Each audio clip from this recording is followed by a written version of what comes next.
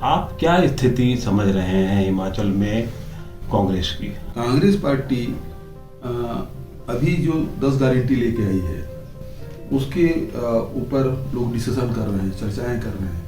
इसका मतलब ये है कि हमारे जो 10 गारंटी है वो आम जनता तक पहुंच रही है। जो हिमाचल में कांग्रेस वीरभद्र जी के जमाने में थी, वो क्या लग रहा है उस तरीके का एक प्रभाव किसी एक नेता में या सामूहिक रूप से उभर करके सामने आ रहा है? वीरभद्र सिंह जी गए, निश्चित रूप से बड़े नेता थे हमारे, बड़े प्रभावशाली नेता थे।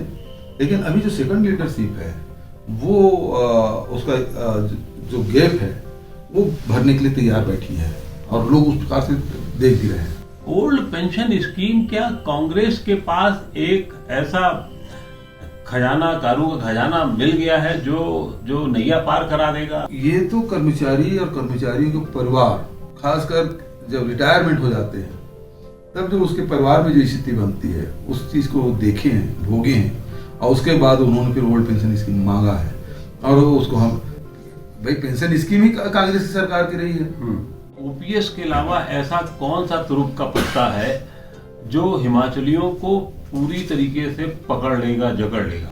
बेरोजगारी बढ़ा, दूसरे तरफ महंगाई बढ़ा, आय के साधन कम हो गए, खर्चा डबल हो गया। जहां किसानों को आय दुगुनी करने की बात कर रहे थे, खर्च दुगुना कर दिया। हिमाचल में भूपेश बघेल की क्या रणनीति है?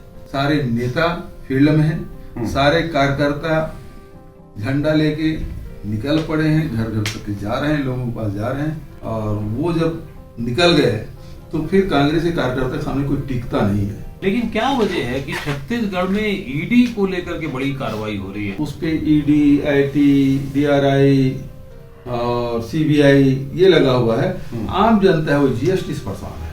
लेकिन कांग्रेस के अंदरूनी नेता जो हैं वो आपके साथ में कितने हैं? सब लोग मिलजुल के काम करते हैं और जहाँ कोई बात आती है तो बोल देते हैं। और कांग्रेस में जो बात है उसमें खुलापन ज्यादा है तो लोगों को लगता है कि बहुत बड़ा मुद्दा हो गया, जबकि हमेशा हम लोग मिलते हैं, मिलजुल के काम करते हैं, मिलजुल के निर्णय करते हैं। राहुल गांधी की इस यात्रा का क्या असर आप देख रहे हैं? देखिए, पद यात्रा चाहे हमारे धार्मिक संतों महात्माओं ने किया है या राजनेताओं ने किया है, और उसका असर वर्षों तक रहता है।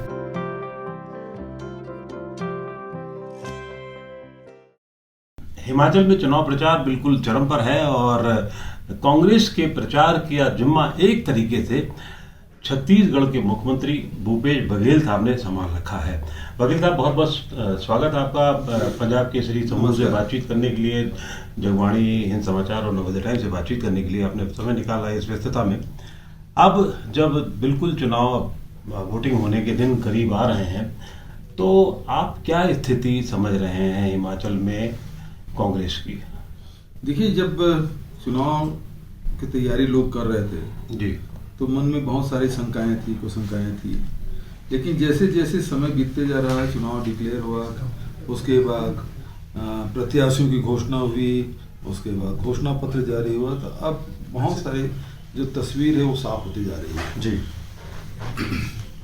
आपने तस्वीर साफ होने का मतलब क्या है? वैसे तो हिमाचल में ये माना जाता रहा है, वो परंपरा रही है, क्योंकि छोटी विधानसभा 68 सीटों की विधानसभा है, यहाँ बड़ा कड़ा चुनाव होता है। पिछली बार जरूर थोड़ा ऐसा नहीं था, लेकिन ज़्यादातर ये होता है कि वो 30 और के आसपास चीज़ें चलती है। यहाँ स्थिति अब आप कैसे मानते हैं? खासतौर से अगर टर्न वाइज मानेंगे तो आप बहुत खुश होना चाहिए आपको कि अब की बारी कांग्रेस की। लेकिन ऐसा सचमुच लगता है? आप लोग इतना कॉन्फिडेंट हैं या सिर्फ टर्न के हिसाब से या काम के हिसाब से या मेहनत के हिसाब से? क्या आप समझ रहे हैं? नहीं, उसके 2-3 कारण हैं। जी, पहली बात तो यह है कि 5 साल पहले जब चुनाव हुआ था जी, तो बहुत सारी उम्मीदें भारतीय जनता पार्टी से थी और धुमा साहब के नेतृत्व में चुनाव लड़ा गया, वो हार गए, जयराम ठाकुर जी मुख्यमंत्री बने। लेकिन उम्मीदों पे पानी फिर गया 5 साल में और एक दूसरे प्रकार के परेशानियों से लोग घिर गए, जिसमें महंगाई है, बेरोजगारी है और ये अग्निवीर है। ये ऐसी ऐसी चीजें आ गई है जिसकी कल्पना लोग नहीं किए थे। और जो राहत राज्य सरकार से मिलने को उम्मीद थी वो बिल्कुल ही नहीं मिली और इस कारण से उससे भारतीय जनता पार्टी तो निराशा है। दूसरी बात यह है कि भारतीय जनता पार्टी में जो सर फुटबॉल हुआ अभी, जो ये कहते हैं कि हम दूसरी पार्टी से बिल्कुल अलग हैं, अनुशासित हैं, संस्कारवान हैं और यहाँ काडर बेस है, ये सब कुछ ध्वस्त हो गया है हिमाचल में, जहाँ के राष्ट्रीय अध्यक्ष यहाँ से बिलोंग करते हैं। उसके बाद स्थिति है कि सबसे ज़्यादा बगावत हिमाचल में भारतीय जनता पार्टी में जी।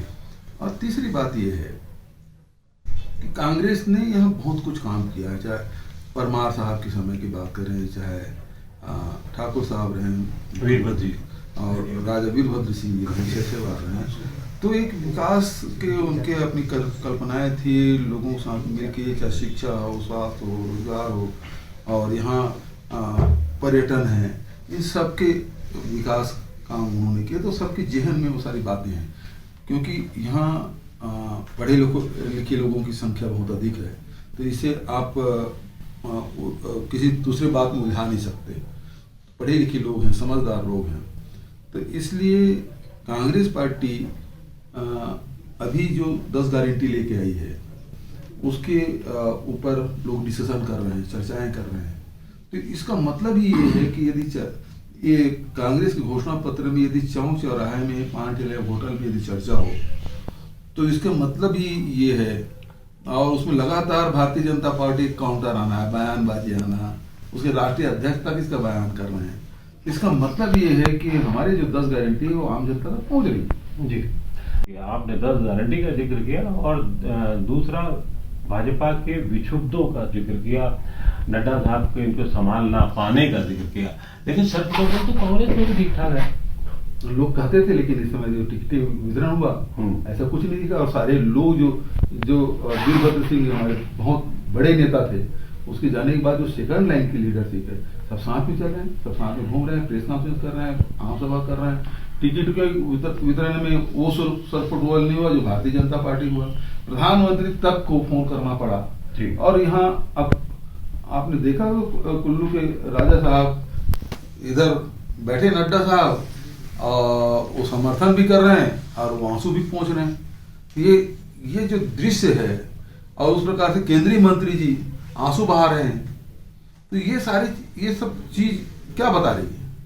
मतलब आपको लग रहा है कि ये अंदरूनी पोल खुल रही है? मतलब भारतीय जनता पार्टी में तो वैसे भी था गुटबाजी, लेकिन सत्ता में कभी नहीं आया। यह हिमाचल में एकदम सत्ता का आम जनता के बीच में आ गया। लेकिन एक चीज बताइए, जो हिमाचल में कांग्रेस वीरभद्र जी के जमाने में थी, वो क्या लग रहा है उस तरीके का एक प्रभाव किसी एक नेता में या सामूहिक रूप से उभर करके सामने आ रहा है? बिल्कुल आ रहा है, और बहुत अच्छी बात है। मैं तो आसाम भी गया था जी। वहाँ गोगोई साहब लंबे समय तक मुख्यमंत्री रहे जी, और उसके जाने के बाद एक शून्यता उभरी और चुनाव के समय उसकी भरपाई नहीं हो पाई थी जी।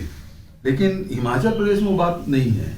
वीरभद्र सिंह जी गए, निश्चित रूप से बड़े नेता थे हमारे, बड़े प्रभावशाली नेता थे, लेकिन अभी जो सेकंड लीडरशिप है वो उसका जो गैप है वो भरने के लिए तैयार बैठी है, और लोग उस प्रकार से देख भी रहे हैं। जब घोषणा पत्र के मामले में 2 दिन पहले किया गया, और उसके पहले भी आप कहते रहे हैं, आप खुद सभाओं में कहते रहे हैं, ओपीएस को लेकर के, ओल्ड पेंशन स्कीम को लेकर के। ओल्ड पेंशन स्कीम, क्या कांग्रेस के पास एक ऐसा खजाना, कारू का खजाना मिल गया है जो नैया पार करा देगा? आप भी उस पर बात करते रहे हैं, हिमाचल में भी बात हो रही है, गुजरात में भी उसकी बात की जा रही है। क्या ये ठीक है कि ओपीएस को लागू करना, और खासतौर से जब 2004 में लागू हुई थी तो आप सबने, कांग्रेस ने, भाजपा ने मिलकर के उसका समर्थन किया था? देखिए, ये कर्मचारियों के लिए है, और केंद्र के कर्मचारी के लिए, राज्य के कर्मचारी के लिए। और जो नए जो स्कीम आया है, भारतीय जनता पार्टी लाया, अटल बिहारी वाजपेयी जी जब प्रधानमंत्री थे तब इसको लागू किया गया, लेकिन कर्मचारियों ने देखा इससे नुकसान है, और हमको तो ओल्ड पेंशन स्कीम लागू होना चाहिए, ये डिमांड थी। और राजस्थान, छत्तीसगढ़, झारखंड इसमें लागू कर दिया। तो ये तो कर्मचारी और कर्मचारियों के परिवार, और उसके खासकर जब रिटायरमेंट हो जाते हैं तब जो उसके परिवार में जो स्थिति बनती है उस चीज को देखे हैं, भोगे हैं, और उसके बाद उन्होंने फिर ओल्ड पेंशन स्कीम मांगा है, और उसको हम भाई पेंशन स्कीम ही कांग्रेस की सरकार की रही है, उन्होंने लागू किया था जी। तो अब हम उसको लागू कर रहे हैं। तो निश्चित रूप से हिमाचल में हर घर में एक सरकारी कर्मचारी है, बिल्कुल, तो उसका बड़ा प्रभाव है, उससे इनकार नहीं किया जा सकता। लेकिन उसके साथ साथ हम अन्य वर्ग के लोगों के आय में वृद्धि कैसे हो, रोजगार कैसे प्राप्त हो सके, उसका जीवन स्तर में परिवर्तन कैसे आए, इसके लिए सारे हमारे घोषणा पत्र में सब चीजें हैं। ओपीएस के अलावा ऐसा कौन सा तुरुप का पत्ता है जो हिमाचलियों को पूरी तरीके से पकड़ लेगा, जकड़ लेगा, आपके हिसाब से क्या है? देखिए, सबसे बड़ी बात यह है कि आज महंगाई बेरोजगारी से लोग जूझ रहे हैं। दूसरी बात, उसका कारण ये भी है, चाहे पेट्रोल, डीजल, रसोई गैस, रासायनिक खाद, इसके सब वृद्धि होने के बाद जितना जीएसटी लगा है, जीएसटी चाहे कृषि यंत्रों में लगाने के साथ साथ अब तो ये है कि आटा में, पराठा में, पनीर में, सब में आपने जीएसटी लागू कर दिया। तो महंगाई मतलब थाली में जो हमारे भोजन की सामग्री होती थी वो सिमटते जा रहा है। तो एक तरफ ये है कि बेरोजगारी बढ़ा, दूसरे तरफ महंगाई बढ़ा, आय के साधन कम हो गए, खर्चा डबल हो गया। जहां किसानों को आय दुगुनी करने की बात कर रहे थे, आप खर्च दुगुना कर दिया। इससे लोग परेशान हैं। और हमारे जो घोषणा पत्र में यही बात है कि हम महंगाई कम कर नहीं सकते क्योंकि हम केंद्र में नहीं है, लेकिन महंगाई से लड़ने के लिए लोगों का आय कैसे बढ़ा सकते हैं। जैसे हम 1 लाख लोगों को नौकरी देने की बात है, 5 लाख लोगों को रोजगार देने की बात है, हर विधानसभा में स्टार्टअप के 10-10 करोड़ रुपए देने की बात है, गोबर खरीदने की बात है, दूध खरीदने की बात है। ये जो ग्रामीण अर्थव्यवस्था है उसे मजबूत करने, किसान चाहे वो बागवान हो चाहे किसान हो, उसकी स्थिति क्या है, रेट नहीं मिल रहा है। और हमने कहा कि हम आपको रेट देंगे। हमने छत्तीसगढ़ में क्या दिखाया? मैं छत्तीसगढ़ पे आऊंगा क्योंकि छत्तीसगढ़ आपके पास, मुझे लगता है भूपेश बघेल साहब के पास एक तुरुप का पत्ता अपना है, वो व्यक्तिगत है या उस राज्य का है वो एक अलग है। लेकिन उसके पहले एक बात और, जो भारतीय जनता पार्टी ने अपना घोषणा पत्र किया है वहां पर वो कॉमन सिविल कोड की बात कर रही है। तो ये काम उन्होंने पहले उत्तराखंड में, फिर गुजरात में और फिर यहाँ भी कर दिया। आपको क्या लगता है कितना इम्पैक्ट होगा? ये इम्पैक्ट रियल होगा या ये परसेप्शनल इम्पैक्ट होने जा रहा है? इसके यहाँ कोई चर्चा ही नहीं है, यहाँ जरूरत भी नहीं हिमाचल में जी, इसकी बात कर रहे हैं। अच्छा, ये 370 की बात कर रहे हैं। यहाँ 370 का बैनर भी हमने देखा है सड़कों पे। यहाँ जरूरत क्या है? यहाँ के लोगों की डिमांड है क्या? ये न यहाँ जरूरत है न उसकी बोलने की जरूरत है। मैं तो आज देखा, पहला पॉइंट वही है। तो इसकी कोई आवश्यकता ही नहीं हिमाचल में जिसकी चर्चा की जाए। जी, अच्छा, मतलब यहाँ कोई उसकी चर्चा ही नहीं है, आप कह रहे हैं हिमाचल में जो जिस पर कोई बातचीत हो सके। ये नहीं लगता इन लोगों ने जो अभी स्कूटी और उसका जो साइकिल का मामला किया है उस पर कुछ फायदा होगा? क्योंकि हिमाचल में बहुत सारी चीजें उस पर निर्भर होती हैं, बच्चियों को लेकर के बहुत सारा फायदा होता है, उस पर कुछ हो सकता है? देखिए, मुख्य रूप से बात यह है कि जब आपको अवसर मिला था तब आपने कुछ नहीं किया। जी, नई चीज कुछ देते, यही 5 साल के अनुभव के बाद अब हम इस स्टेज पे पहुंच गए। अब अगला हमारा 5 साल ये है। यदि ये कहते तो समझ आता। ओके, आप 5 साल मौका मिला, आप कुछ किए ही नहीं, तो अब कुछ बात कहेंगे तो विश्वास कैसे करेंगे? अरे जो मुख्यमंत्री अपने घोषणा में ये बोले थे कि मैं अपने जिले में एयरपोर्ट बनाऊंगा, वो तो नहीं कर पाए। जो राष्ट्रीय राजमार्ग बनाने की बात बोले थे वो नहीं कर पाए, तो कैसे विश्वास करेंगे? बिल्कुल, कैसे भी। अब एक बड़ी बात पार्टी के तौर पर, अब जब राहुल गांधी खुद भारत जोड़ो यात्रा में लगे हुए हैं और पूरी तरीके से लगे हैं, इसमें कोई दो राय नहीं है, आप दो लोगों पर, आप पर और अशोक गहलोत साहब पर, राजस्थान के मुख्यमंत्री पर बड़ी जिम्मेदारी डाल दी जिताने की। आपकी रणनीति क्या है हिमाचल में? यहां पर हिमाचल में भूपेश बघेल की क्या रणनीति है? रणनीति केवल इतना है कि कांग्रेस के नेता एक साथ लड़े। दूसरी बात यह है कि कार्यकर्ता घर में न बैठे, निकल पड़े। जी, और आज हिमाचल में वो हो गया। अच्छा। सारे नेता फील्ड में हैं, सारे कार्यकर्ता झंडा लेके निकल पड़े हैं, घर घर तक जा रहे हैं, लोगों के पास जा रहे हैं।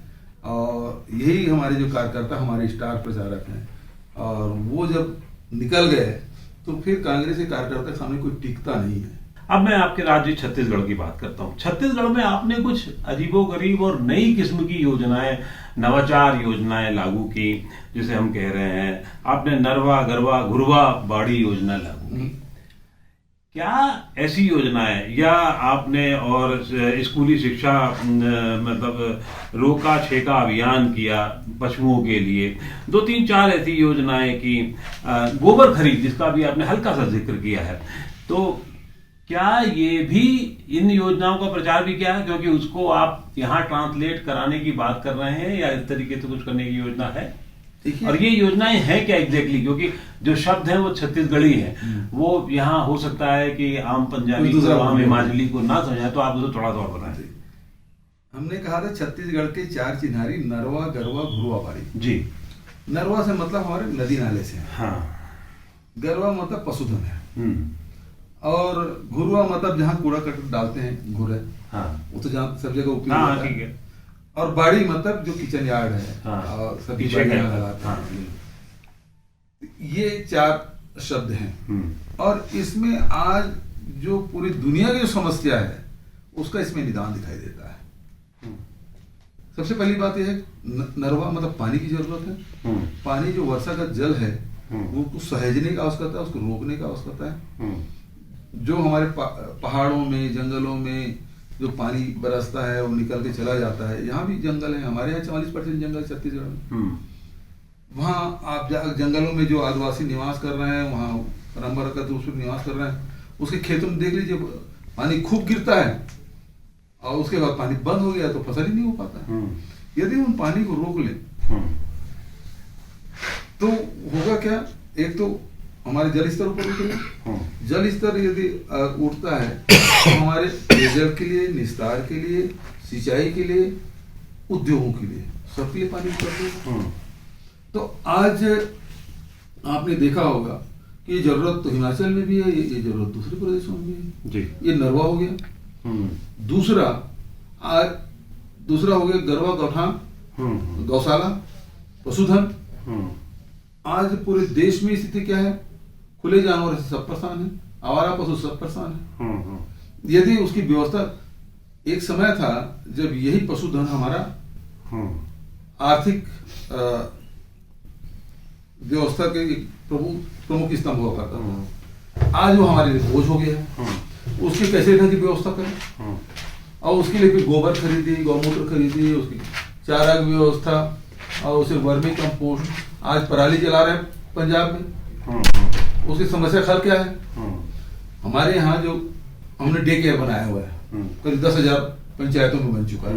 और डे केयर बनाया, 5 से 10 एकड़ जमीन हमने आरक्षित कर ली। वहाँ मवेशी ले जाते हैं, वहाँ चारा पानी सब व्यवस्था हमने कर दिया है। और वहीं गोबर से वर्मी 2 किलो से वर्मी कंपोस्ट गोबर खरीद रहे हैं, उसको वर्मी कंपोस्ट बना रहे हैं और वर्मी कंपोस्ट खेतों में डाल रहे हैं। मतलब अभी तक के हम लोगों ने 325 करोड़ के इसमें गोबर और वर्मी कंपोस्ट बनाया। आपने ये योजना बहुत अच्छी की है, लेकिन क्या वजह है कि छत्तीसगढ़ में ईडी को लेकर के बड़ी कार्रवाई हो रही है? उस पर भी आप लोग थोड़ा सा गुस्सा होते रहे हैं। तो ईडी की कार्रवाई को क्या सामान्य माना जाना चाहिए, या चुनावी माना जाना चाहिए, या विरोधी दल के यहाँ? ये जितने भी विरोधी दल के राज्य हैं या नेता हैं, उस पे ईडी, आईटी, डीआरआई और सीबीआई ये लगा हुआ है। आम जनता है वो जीएसटी से परेशान है। तो पूरे देश परेशान है। नेता ईडी आईटी से परेशान है, आईटी से परेशान है, और जनता जीएसटी से परेशान है। अब ये माना जा रहा है कि अगला चुनाव भी, जैसे जो स्थितियां अगले साल होंगी, उसमें आपके नेतृत्व में लड़ा जाएगा, माना जा रहा है, क्योंकि कांग्रेस के अंदर। लेकिन कांग्रेस के अंदरूनी नेता जो हैं वो आपके साथ में कितने हैं? सिंहदेव साहब के बारे में बार बार चीजें आती रहती हैं, कांग्रेस अध्यक्ष को लेकर के भी आती रहती हैं, और बाकी और साहू साहब को लेकर के भी आती रहती हैं। क्या मामला सुलझा लिया गया, या इसको फिर जब आला कमान के पास आने से कभी उलझन बढ़ती है, कार्यकर्ताओं में उलझन बढ़ती है इस तरीके की? देखिए, हमारे पास ऐसी कोई इस प्रकार की कोई बात ही नहीं है। सब लोग मिलजुल के काम करते हैं, और जहाँ कोई बात आती है तो बोल देते हैं। और कांग्रेस में जो बात है उसमें खुलापन ज्यादा है, तो लोगों को लगता है कि बहुत बड़ा मुद्दा हो गया, जबकि हमेशा हम लोग मिलते हैं, मिलजुल के काम करते हैं, मिलजुल के निर्णय करते हैं। लेकिन राहुल गांधी की यात्रा जो है जहां चुनावी राज्य है वहां नहीं हुई, और आपके छत्तीसगढ़ में होने जा रही है, वनांचल क्षेत्र में शायद नहीं आपके भी नहीं हो रही है। क्या वजह है? देखिए, ये तो दक्षिण से उत्तर जा रहे हैं। हाँ, तो पद यात्रा एक लाइन से जाएगा ना। हाँ, अब वो इधर उधर ऐसे करके ले जाएंगे तो ऐसे 3500 किलोमीटर है, और 5-6 महीने लगना है इसमें। और देश का सबसे लंबा पद यात्रा है, तो सीधा ही जाने दीजिए। अच्छा। और आपको लगता है कि और अन्य राज्यों में होना चाहिए, तो ये समाप्त हो जाए, उसके बाद पब्लिक डिमांड करेगी तो और कार्यक्रम बन जाएगा। राहुल गांधी की इस यात्रा का क्या असर आप देख रहे हैं? देखिए, पद यात्रा चाहे हमारे धार्मिक संतों महात्माओं ने किया है, सामाजिक नेताओं ने किया है, या राजनेताओं ने किया है, और उसका असर वर्षों तक रहता है, और उसका प्रभाव जबरदस्त पड़ता है, उसकी धमक दूर तक सुनाई देती है। जी, बहुत बहुत आभार आपका भूपेश बघेल जी। आपने नवोदय टाइम्स, पंजाब केसरी और हमारे समूह को इतना वक्त दिया, और बहुत बहुत शुभकामनाएं आपको। बहुत बहुत शुक्रिया। नमस्कार।